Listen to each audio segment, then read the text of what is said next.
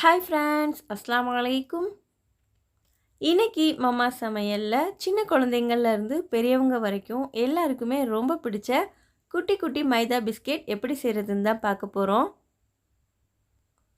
இது செய்கிறதுக்கு மிக்ஸி ஜாரில் 1/2 கப் அளவுக்கு சுகர் எடுத்துக்கலாம். இது கூட வாசனைக்காக 3 ஏலக்காய் எடுத்துக்கோங்க. இந்த ரெண்டையும் பவுடர் பண்ணிடலாம். சுகர் பவுடர் ரெடி ஆயிடுச்சு. அடுத்ததாக ஒரு மிக்சிங் பவுல் எடுத்துக்கோங்க. இதில் 2 கப் அளவுக்கு மைதா மாவு எடுத்துக்கோங்க. கூடவே ஒரு பிஞ்ச் உப்பு சேர்த்துக்கோங்க. ஒரு பிஞ்ச் பேக்கிங் சோடா சேர்த்துக்கோங்க. நம்ம பவுடர் பண்ணி வச்ச சுகரும் சேர்த்துக்கோங்க. இப்போ இது எல்லாத்தையும் நல்லா மிக்ஸ் பண்ணி விட்டுருங்க.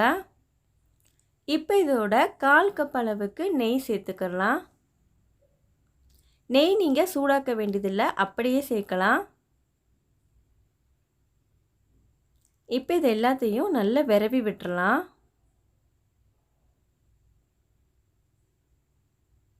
இந்த மாதிரி நல்லா விரவி வச்சுக்கோங்க.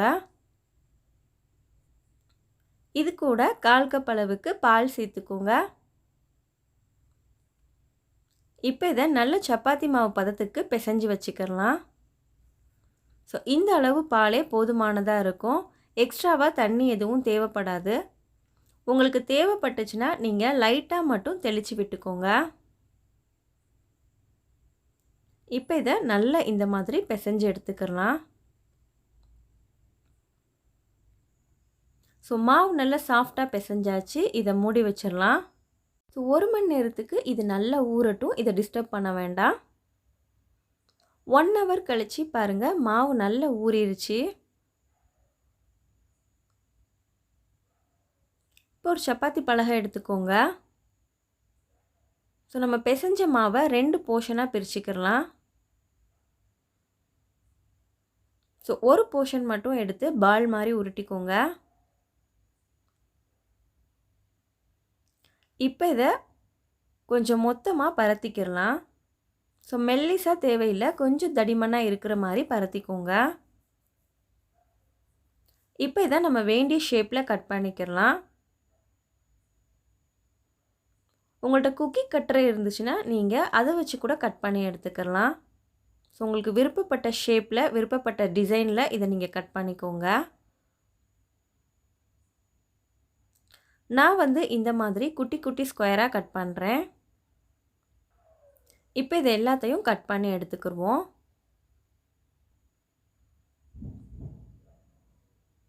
ஸோ பாருங்கள், இந்த மாதிரி கட் பண்ணியாச்சு. கட் பண்ண எல்லாத்தையும் ஒரு பிளேட்டுக்கு மாற்றி வச்சிடலாம். ஸோ பிசைஞ்சு வச்ச எல்லா மாவையும் இந்த மாதிரி பரத்தி கட் பண்ணி வச்சுக்கோங்க. இப்போ கடாயில் எண்ணெய் சூடு பண்ணிக்கோங்க. சூடான எண்ணெயில் நம்ம கட் பண்ணி வச்ச பிஸ்கெட்ஸை போட்டுடலாம்.